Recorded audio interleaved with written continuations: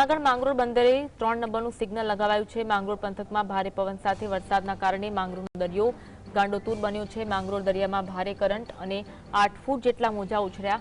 માંગરોળ દરિયાનું રૌદ્ર સ્વરૂપ જોવા મળ્યું। માંગરોળ બંદરે ભયજનક 3 નંબરનું સિગ્નલ લગાવાયું છે અને માછીમારોને દરિયો નહીં ખેડવાની તંત્ર દ્વારા સૂચના આપવામાં આવી છે।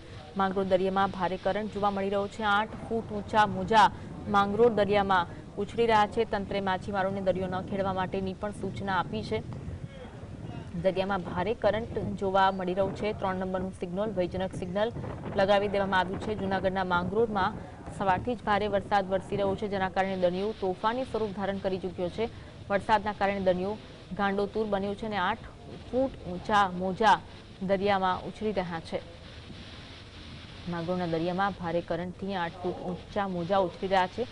દરિયો જાણે કે ગાંડોતુર બન્યો હોય તેવા દ્રશ્યો માંગરોળમાં વરસાદી માહોલ સવારથી જોવા મળી રહ્યો છે, જેના કારણે ભારે વરસાદના કારણે અનેક વિસ્તારોમાં પણ પાણી ભરાયા છે અને દરિયામાં કરંટ વધ્યો હોય તેવા પણ દ્રશ્યો જોવા મળી રહ્યા છે।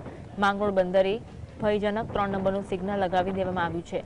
આ જ અંગે વધુ વાત કરીશું। સંવાદદાતા સંજય ફોનલાઈન પર જોડાયા છે। સંજય, હાલમાં કેવી પરિસ્થિતિ?